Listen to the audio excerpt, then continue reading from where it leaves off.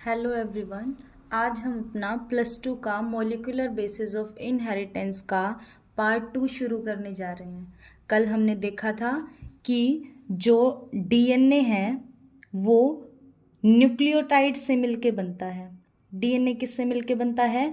Nucleotide से मिलके बनता है।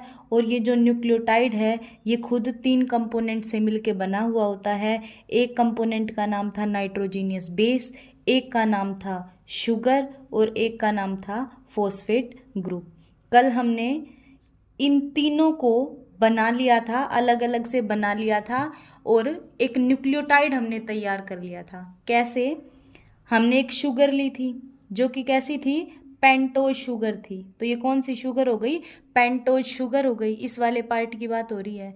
पेंटोज शुगर क्यों बोला? क्योंकि इसके पास 5 कार्बन होते हैं। फर्स्ट कार्बन यहाँ रहेगा, सेकंड यहाँ, थर्ड यहाँ, फोर्थ यहाँ और फिफ्थ कार्बन रहेगा अपना यहाँ।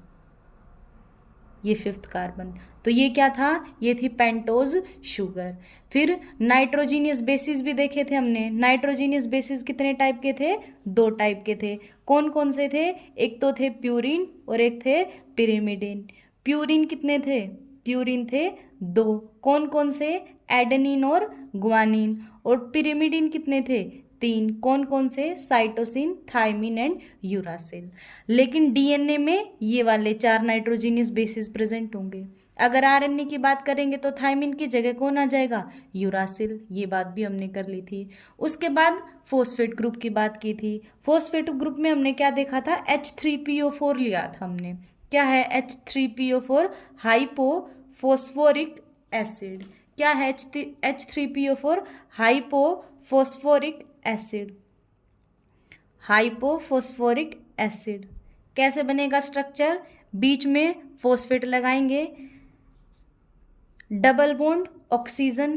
टोटल ऑक्सीजन कितनी है? 4। एक यहाँ पे हो गई, एक यहाँ, एक यहाँ और एक यहाँ। हाइड्रोजन कितने हैं? 3। तो यहाँ हाइड्रोजन को प्लेस करवा दो, OH, OH और ये OH। ये किसका स्ट्रक्चर हो गया? H3PO4 का स्ट्रक्चर हो गया।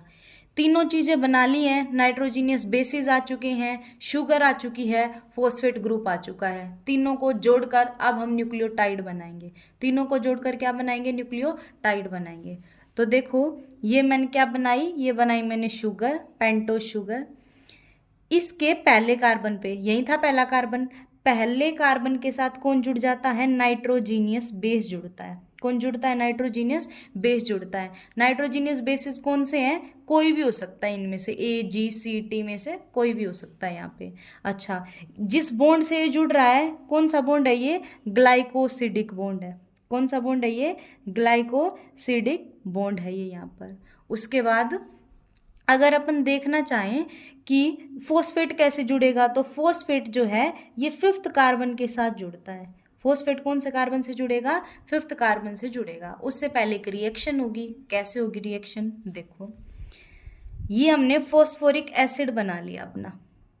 ये क्या बना लिया? फॉस्फोरिक एसिड बना लिया। ये फॉस्फोरिक एसिड इसके 5th कार्बन के साथ रिएक्ट करेगा। किसके? पेंटोज शुगर के 5th पोजीशन पे जो कार्बन है उसके साथ रिएक्ट करेगा। रिएक्शन की वजह से होगा क्या कि यहाँ से वाटर बाहर निकल जाएगा। क्या बाहर निकलेगा? वाटर बाहर निकलेगा। एक बात हमेशा ध्यान रखनी है कि जब भी एसिड किसी चीज के साथ रिएक्ट करता है ना, तो एसिड OH देता है और दूसरा ग्रुप हाइड्रोजन देता है। तो एसिड क्या कहेगा? मेरा क्या ले जाओ? OH ले जाओ और यहाँ से क्या उठा लो? एक हाइड्रोजन। और यहाँ से क्या बाहर निकाल दो? वाटर का मॉलिक्यूल बाहर निकाल दो। जैसे ये वाटर का मॉलिक्यूल यहाँ से बाहर निकलेगा, यहाँ पे एक बॉन्ड की फॉर्मेशन हो जाएगी। कैसे होगी? देखो क्या देख रहे हैं हम? अब हम देख रहे हैं formation of ester bond. Formation of ester bond. Ester जो बॉन्ड है वो कैसे बनेगा वो देख रहे हैं हम। देखो ये क्या हो गई अपने पास? शुगर। इस पोजीशन पे क्या जोड़ दिया था? Nitrogenous base. कौन सा carbon? 5th carbon, CH2OH। H तो चला गया यहाँ पे, तो सिर्फ क्या लिखेंगे? ऑक्सीजन लिखेंगे। अच्छा, उसके बाद इधर अगर अपन बनाए OH, P double bond O, OH और यहाँ पे OH लिखेंगे? नहीं लिखेंगे। क्यों? वाटर के साथ बाहर जा चुका है। तो अब हम क्या करेंगे, वाटर जैसे ही निकला यहाँ पे एक बॉन्ड बन गया, बॉन्ड बन गया। कौन सा बॉन्ड है ये? Ester bond. कौन सा बॉन्ड बना ये? Ester bond. क्योंकि ये एस्टर बॉन्ड फॉस्फेट से जुड़ा हुआ है, इसलिए इस बॉन्ड को हम क्या कहेंगे? Phospho ester bond. क्या कहेंगे? Phospho ester bond. तो ये हमारा पूरा का पूरा जो स्ट्रक्चर तुम्हें दिख रहा है, ये क्या बन चुका है? अब न्यूक्लियोटाइड बन चुका है। क्या बन गया? ये न्यूक्लियोटाइड बन गया। अब हम क्या करेंगे? 1 बाय 1 करके ऐसे ही बहुत सारे न्यूक्लियोटाइड को जोड़ेंगे और जोड़कर अपना DNA बनाएंगे। तो देखो कैसे बनेगा DNA। ये अपना न्यूक्लियोटाइड बन चुका है।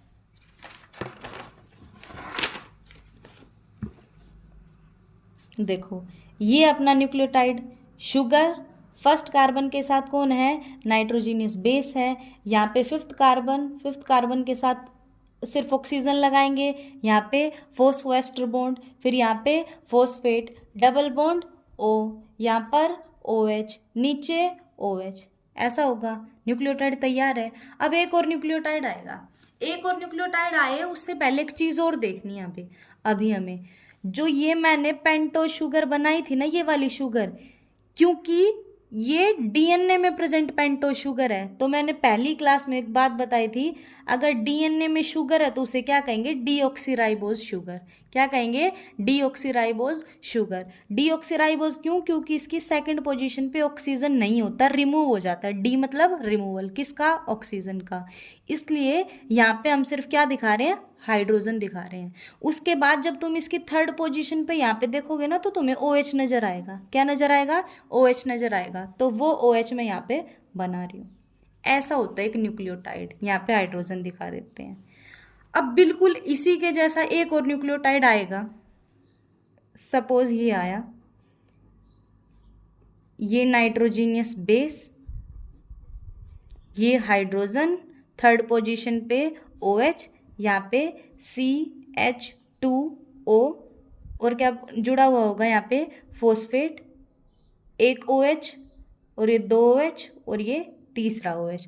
अगर इन बॉन्ड्स को हम इधर उधर कर दें तो कुछ ज़्यादा इश्यू नहीं है कि मैंने डबल बॉन्ड हो यहाँ नीचे दिखा दिया, OH ऊपर दिखा दिया, कोई दिक्कत वाली बात नहीं है, दिखा सकते हैं ऐसे। अब एक न्यूक्लियोटाइड ये है, एक न्यूक्लियोटाइड ये है, दोनों चाहते हैं हम जुड़े और DNA फॉर्मेशन की स्टार्टिंग करवा दें। तो होगा क्या? थर्ड पोजीशन का जो OH होता है, शुगर की थर्ड पोजीशन पर जो OH है, ये हाईली रिएक्टिव होता है, बहुत ज़्यादा रिएक्ट करता है ये। तो ये किसके साथ रिएक्ट करेगा? ये जो फोस्फेट ग्रुप है उसके OH के साथ रिएक्ट कर जाएगा। और एक बात हमें पता है कि जब जब ये OH और OH रिएक्ट करेंगे, वहाँ से वाटर रिमूव हो जाएगा। क्या रिमूव हो जाएगा? यहाँ से वाटर जो है उसका क्या हो जाएगा? रिमूवल हो जाएगा। फिर वही बात, OH में से कौन सा पूरा OH आएगा और कौन सी साइड से सिर्फ हाइड्रोजन आएगा? हमेशा एसिड की तरफ से OH आता है। तो एसिड कौन सा है? ये वाला, हाइपोफॉस्फेरिक एसिड, ये वाला। तो यहाँ से OH जाएगा और यहाँ से क्या जाएगा? हाइड्रोजन। तो कैसे दिखाएंगे हम नेक्स्ट स्टेप में कैसे जुड़ेंगे न्यूक्लियोटाइड? देखो, शुगर ये बना रही हूँ as it is nitrogenous base. यहाँ पे क्या था? CH2O, phosphate, double bond O, OH, OH, ऐसे था। अब यहाँ पे मैं क्या दिखाऊंगी? OH ना दिखाकर क्या दिखाऊंगी? सिर्फ यहाँ पे मैं सिर्फ ऑक्सीजन दिखाऊंगी। क्यों? क्योंकि हाइड्रोजन और OH तो मिलके वाटर निकला था बाहर। तो यहाँ सिर्फ हम क्या दिखाएंगे? ऑक्सीजन का मॉलिक्यूल दिखाएंगे ऐसे। उसके बाद नीचे वाला ये न्यूक्लियोटाइड बना लेते हैं। नाइट्रोजीनियस बेस हो गया। यहाँ पे क्या आएगा? यहाँ पे फिर से OH, यहाँ पे हाइड्रोजन, और यहाँ पर CH2O, CH2O, फिर क्या आएगा? फोस्फेट, इधर OH, इधर OH। इतना तो एज इट इज रहेगा, पर क्या मैं यहाँ OH दिखाऊंगी? नहीं। क्यों? क्योंकि यहाँ से तो OH निकल गया था। तो अब हम सीधा क्या करेंगे? बॉन्ड जोड़ देंगे। यहाँ पे क्या जोड़ेंगे? एक बॉन्ड जोड़ेंगे, और ये बॉन्ड भी कौन सा बनेगा? Ester bond. क्यों? क्योंकि वाटर निकला है बाहर। जब वाटर बाहर निकलता है तो एस्टर बॉन्ड बनता है। तो यहाँ भी निकला है, तो हम क्या कहेंगे? कौन सा बॉन्ड है? Ester bond. ये एस्टर बॉन्ड किसके साथ जुड़ा हुआ है? फोस्फेट के साथ। तो इसको क्या कह देंगे? Phospho ester bond. तो एक फॉस्फोएस्टर बॉन्ड यहाँ है, एक फॉस्फोएस्टर बॉन्ड यहाँ है, और यहाँ कौन सा है, ग्लाइकोसिडिक बॉन्ड। इसी तरीके से दूसरा न्यूक्लियोटाइड जुड़ गया। अब एक और न्यूक्लियोटाइड आए सपोज, तो वो भी इसी तरीके से जुड़ जाएगा। देखो यहाँ क्या आ जाएगा, नाइट्रोजीनियस बेस, यहाँ पर हाइड्रोजन, यहाँ पर OH, यहाँ पर CH2O दिखाएंगे सिर्फ, उसके बाद फॉस्फेट जोड़ेंगे, यहाँ पर OH दिखाएंगे, यहाँ पर OH दिखाएंगे, और यहाँ डबल बॉन्ड O। अब मैं OH नहीं दिखा रही, तुम समझ लो कि यहाँ वाला जो OH है वो इस OH के साथ रिएक्ट करेगा और क्या, वाटर बाहर निकलेगा, और यहाँ पे एक बॉन्ड बन जाएगा, और ये हाइड्रोजन भी यहाँ से रिमूव हो जाएगी। बिल्कुल उसी तरीके से एक न्यूक्लियोटाइड दूसरा, तीसरा, चौथा ऐसे जुड़ते जाएंगे। सपोज हमने 3 न्यूक्लियोटाइड का DNA बनाया यहाँ पे। अब नेक्स्ट चीज आती है समझने की, जस्ट सपोज जैसे ये न्यूक्लियोटाइड जुड़े हैं ना, बिल्कुल इसी मैनर में और न्यूक्लियोटाइड जुड़ते जाएंगे। जितने ज्यादा न्यूक्लियोटाइड जुड़ेंगे उतनी लंबी DNA की लेंथ होती जाएगी। अब एक चीज देखना, ये कौन सा कार्बन था, देखो शुगर का पहला, दूसरा, तीसरा, चौथा और 5वां कार्बन। 5वें कार्बन के साथ ये फॉस्फेट जुड़ा हुआ है ना, इसलिए इस फॉस्फेट को क्या कहते हैं, 5 प्राइम फॉस्फेट। क्या कहते हैं इसको, 5 प्राइम फॉस्फेट। क्यों कहा, क्योंकि 5वें कार्बन से जुड़ा हुआ है ये। उसके बाद यहाँ देखो, यहाँ तुम इस OH को देखो, तो ये OH शुगर के कौन से कार्बन से जुड़ा हुआ है, 3rd से। यहाँ पहला कार्बन, दूसरा, तीसरा, तो इस वाले OH को क्या कहते हैं, 3 प्राइम OH। क्या कहते हैं, 3 प्राइम OH कहते हैं। तो अगर मैं DNA को एक ऐसे स्ट्रैंड से रिप्रेजेंट करूँ, एक ऐसे लाइन से रिप्रेजेंट करूँ, तो मैं कह सकती हूँ ना कि ये इस DNA का 5 प्राइम एंड है और ये इस DNA का 3 प्राइम एंड है, क्योंकि फ्री है दोनों। इधर फॉस्फेट किसी से नहीं जुड़ रहा तो कह दिया 5 प्राइम फॉस्फेट, और ये वाला OH किसी से नहीं जुड़ रहा तो क्या कह दिया, 3 प्राइम OH। इसीलिए जब हम आगे DNA बनाएंगे तो मैं ऐसे DNA बनाऊंगी, DNA के एक एंड पे 5 प्राइम लिख दूंगी और एक पे क्या लिख दूंगी, 3 प्राइम लिख दूंगी। ये 5 प्राइम और 3 प्राइम लिखने का यही रीजन है। उसके बाद देखो, हमने कहा था कि जो नाइट्रोजीनियस बेसिस होते हैं ना, वो एक दूसरे से हाइड्रोजन बॉन्ड बनाते हैं। अगर वो नाइट्रोजीनियस बेस एडेनिन हुआ तो वो कितने हाइड्रोजन बॉन्ड बनाएगा, 2 बनाएगा, और थाइमीन के साथ बनाएगा।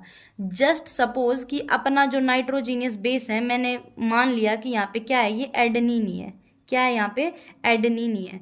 तो अब एडेनिन कह रहा है कि मुझे हाइड्रोजन बॉन्ड बनाने हैं, तो कभी भी ये इसके साथ हाइड्रोजन बॉन्ड बनाने को नहीं चलेगा, चाहे यहाँ मान लो थाइमीन ही होता, कभी भी इनके बीच में बॉन्ड नहीं बनेंगे। तो किसके साथ बनाएगा, DNA डबल स्ट्रैंडेड होता है। DNA कैसा होता है, डबल स्ट्रैंडेड होता है। एक स्ट्रैंड बनाया अभी हमने, इसी के साइड में एक और स्ट्रैंड प्रेजेंट होता है।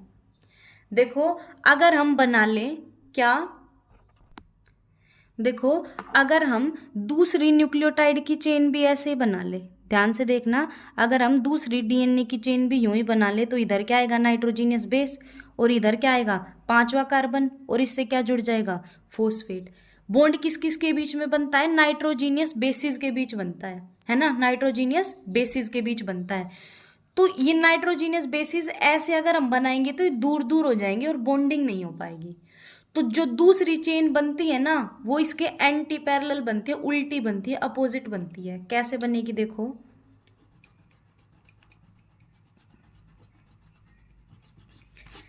बिल्कुल ऐसे बनेगी। देखो ये हमारा क्या है, ये हमारा शुगर। पहले इस साइड फर्स्ट कार्बन था, अब किस साइड आएगा, फर्स्ट कार्बन इधर आ जाएगा। ये क्या आ गया, इसका फर्स्ट कार्बन, और फर्स्ट कार्बन से क्या जुड़ता है, फर्स्ट कार्बन से जुड़ता है नाइट्रोजीनियस बेस। फर्स्ट कार्बन से क्या जुड़ता है, नाइट्रोजीनियस बेस। और ये कौन सा आएगा, देखो फर्स्ट, सेकंड, थर्ड, फोर्थ, और यहाँ कौन सा आ जाएगा, 5th, CH2O, और यहां से कौन जुड़ जाएगा, फॉस्फेट, इस तरीके से।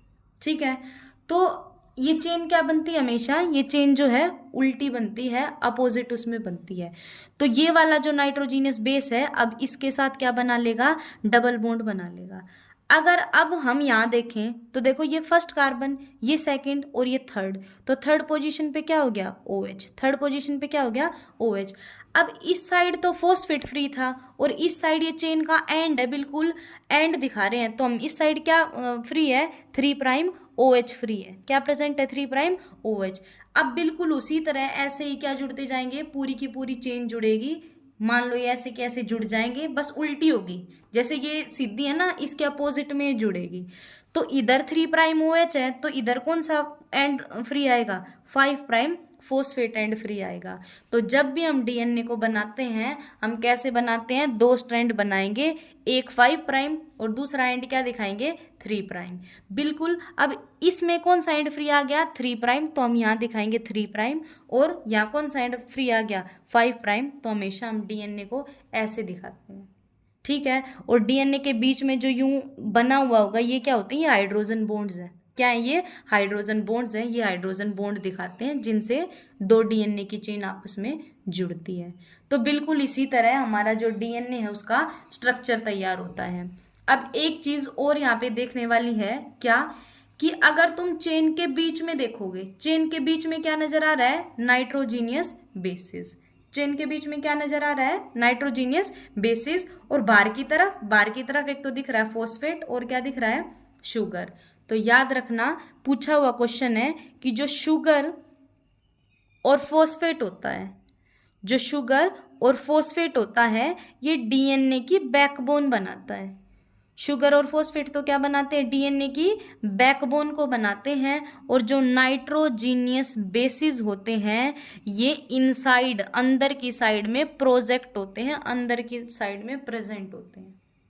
तो ये हमारा यहाँ पे हमने देख लिया कि एक न्यूक्लियोटाइड दूसरे से कैसे जुड़ेगा, क्योंकि यहाँ पे बहुत सारे न्यूक्लियोटाइड डीएनए मिलकर डीएनए बना रहे हैं। क्या कह रही हूँ मैं, बहुत सारे न्यूक्लियोटाइड मिलकर डीएनए को बना रहे हैं, इसीलिए डीएनए को क्या कहा जाता है, पॉलीन्यूक्लियोटाइड चेन। क्या बोलते हैं इसको, DNA is a chain of polynucleotide या फिर पॉलीन्यूक्लियोटाइड चेन। क्यों, पोली का मतलब होता है मैनी, पोली का मतलब क्या होता है, मैनी, और न्यूक्लियोटाइड का मतलब है न्यूक्लियोटाइड। जब बहुत सारे मैनी न्यूक्लियोटाइड जुड़ते हैं तो एक चेन बनती है, और उसी को क्या कहते हैं, उसी चेन को हम डीएनए कहते हैं।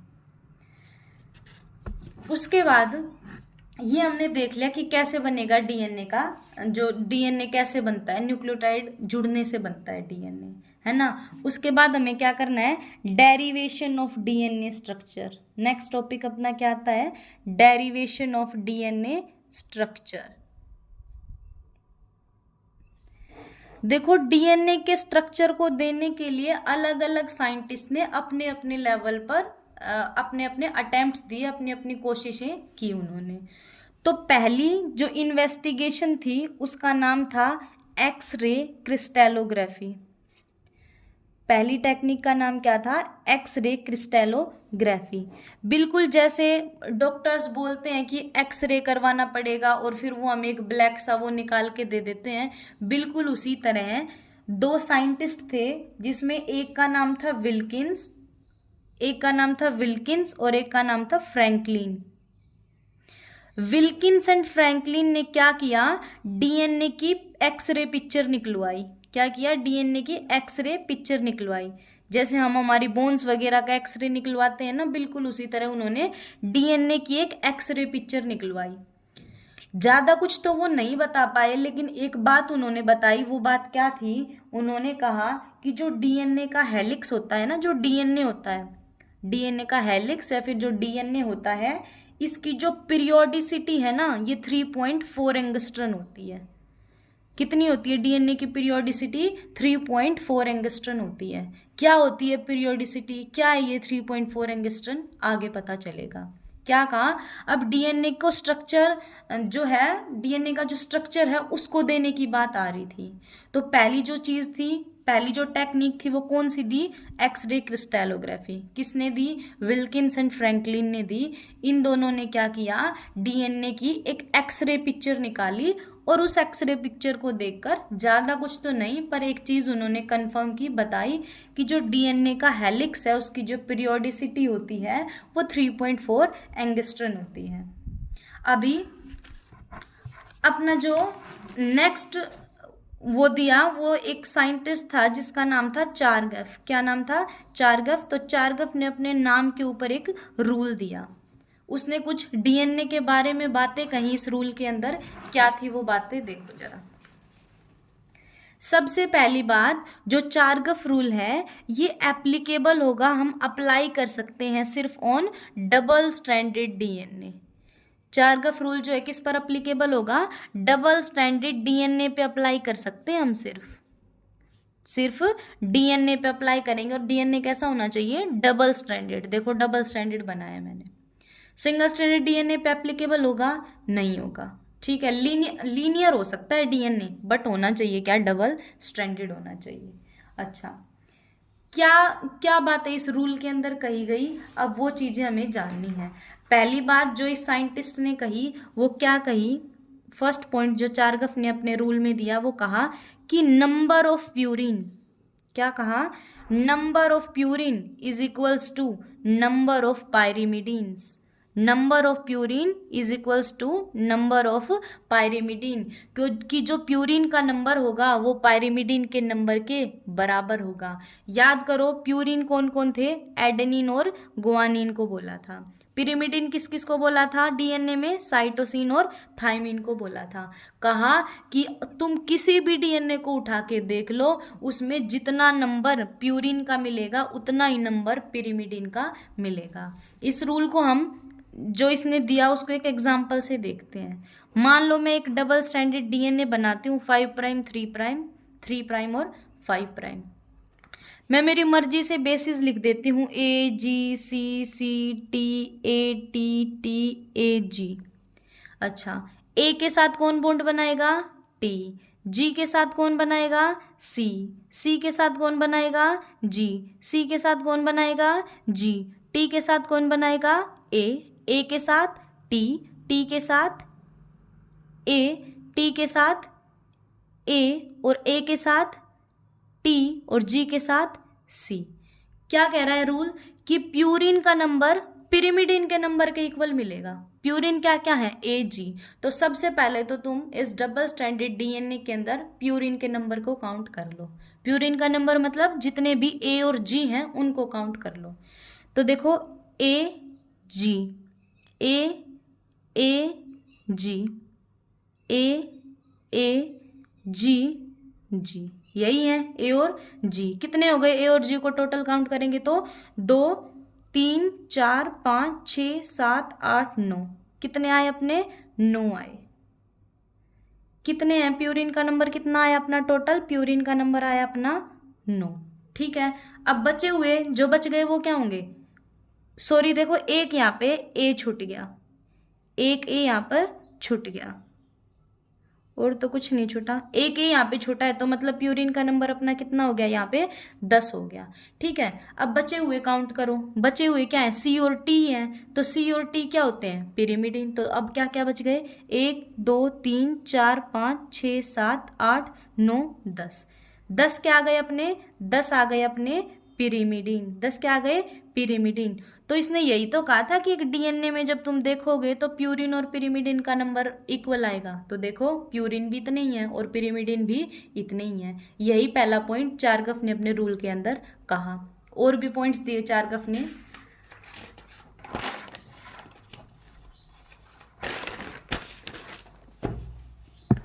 एक और चीज बोली चारगफ ने, क्या कहा? कि एडेनिन प्लस थाइमिन, ध्यान से सुनना, कि एडेनिन प्लस थाइमिन अपॉन में guanine plus cytosine never equal to 1। कि जब तुम एडेनिन और थाइमिन को जोड़ो और उसके नीचे गुआनिन और साइटोसिन को जोड़ के रखोगे तो कभी भी वैल्यू 1 नहीं आएगी, कभी भी वैल्यू 1 नहीं आएगी। देखो जैसे अपन ने जो पिछला एग्जाम्पल लिया था उसमें ही अगर हम देखें तो एडेनिन कितने थे? एडेनिन और गुआनिन, एडेनिन देखते हैं हम, एडेनिन कितने थे इसमें? 1 2 3 4 5 6। कितने एडेनिन है? 6 एडेनिन है। तो हम लिख देते हैं कितने एडेनिन की जगह पे? 6। अब हम थाइमिन देखते हैं, 1 2 3 4 5 6। थाइमिन भी कितने हैं? 6। तो +6 कर दिए। अब ग्वानिन कितने, ग्वानिन काउंट करो, 1 2 3 4, 4 क्या है, 4 है ग्वानिन। और साइटोसिन कितने हैं, 1 2 3 4, 4 ही क्या है, साइटोसिन है। अब देखो अगर हम दोनों को जोड़े तो कितना आएगा, ये 12, और इन दोनों को जोड़े तो कितना आएगा 8। क्या ये 1 के बराबर आएगा, क्या ये 1 के बराबर आएगा, नहीं आएगा। यही बात किसने कही, चारगफ ने कही, अपने दूसरे मतलब अपने रूल का दूसरा पॉइंट देते हुए, है ना। तो ये दूसरी बात चारगफ ने कही। अब जो है इससे क्वेश्चन पूछे जाते हैं कुछ। अच्छा एक चीज और देख लें, एक चीज और उन्होंने कही, क्या कही कि A+G, क्या कहा, A+G is equals sorry upon T+C is equals to 1। अगर आप एडेनिन और ग्वानिन को जोड़ के ऊपर रखो और थाइमिन और साइटोसिन को नीचे रखो तो उसकी जो वैल्यू है वो 1 के बराबर आएगी, ऐसा कहा उन्होंने।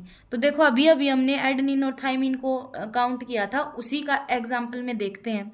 तो एडेनिन कितने थे, 6 थे। एडेनिन कितने थे, 6 थे। ग्वानिन कितने थे, 4 थे। थाइमिन कितने थे, देखो थाइमिन कितने थे, 6 थे। साइटोसिन कितने थे, 4 थे। तो देखो 10/10 क्या आएगी वैल्यू, 1 आएगी। तो यही तो कहा उन्होंने कि अगर आप A+G/T+C जो होगा वो 1 के बराबर होगा।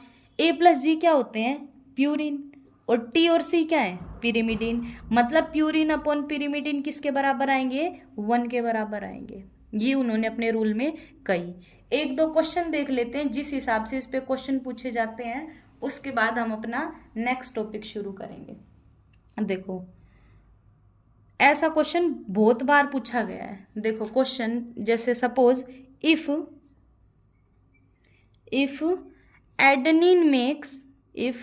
adenine makes 30% of DNA molecule, if adenine makes 30% of DNA molecule,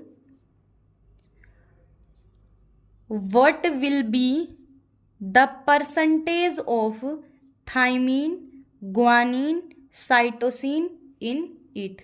बहुत बार क्वेश्चन पूछते हैं ऐसा। देखो कि एक डीएनए का मॉलिक्यूल है अपने पास, उस डीएनए के मॉलिक्यूल में खुद बता रहा है कि 30% क्या है, 30% उसमें एडेनिन प्रेजेंट है।